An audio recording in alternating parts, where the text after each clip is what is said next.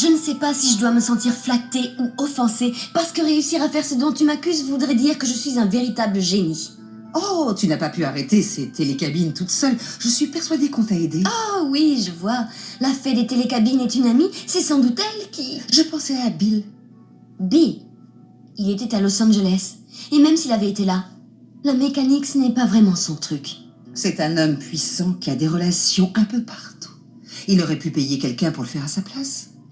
Que veux-tu que je réponde à ça? Là, ça frôle vraiment la paranoïa. De toute façon, tu n'avoueras jamais. Tu as trop à perdre. Tu sais quoi?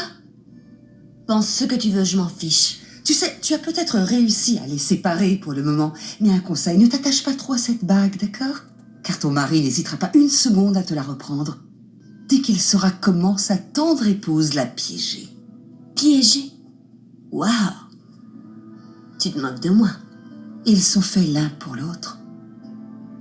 Et c'est ce qu'ils réalisent en ce moment même. Le soir de ton enterrement de vie de garçon, j'étais venue te voir parce que je t'avais préparé une surprise. J'avais prévu une soirée incroyablement romantique. Ouais, et c'est là que tu m'as vu embrasser Steffi. Je suis désolé. Ça m'a brisé le cœur. Je sais. Pourquoi t'es pas venu me voir pour en parler? J'ai essayé. Le lendemain, j'ai réalisé à quel point j'avais réagi comme une gamine. Alors je suis allée chez toi pour qu'on en discute. Et devine qui j'ai trouvé là-bas? Steffi. Et elle portait ma bague de fiançailles. Comment as-tu pu faire ça? Comment as-tu pu lui donner ma bague? Tu n'en voulais plus. Tu me l'as jetée au visage comme si elle ne représentait plus rien pour J'étais toi. en colère.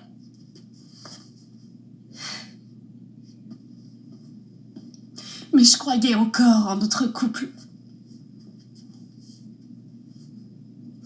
Je suis allée à ton bureau pour te voir, j'ai même parlé à ton père. Et il m'a dit que tu avais quitté la ville avec ta nouvelle fiancée. Il n'a pas dit où. Ça m'a pas découragée. Malgré ça, j'ai tout de même réussi à te retrouver. J'ai pris l'avion pour Aspen.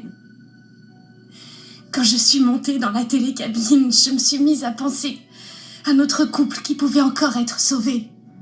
Et quand enfin je t'ai aperçue, j'ai ressenti quelque chose d'incroyable. Parce que tu étais là, parce que tu étais venu.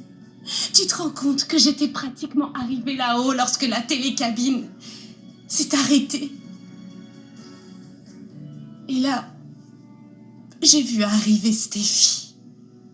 Elle se dirigeait vers toi, elle portait une robe blanche, et c'est là que j'ai vu le révérend vous rejoindre.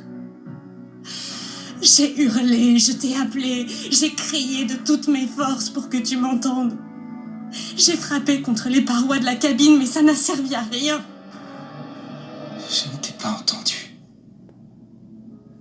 J'aurais voulu sauter pour te supplier de ne pas l'épouser et te dire que tu étais sur le point de commettre une énorme erreur. Mais je pouvais pas. C'était impossible. J'étais piégée dans cette cabine. Alors que pendant ce temps-là, Steffi épousait l'homme que j'aimais.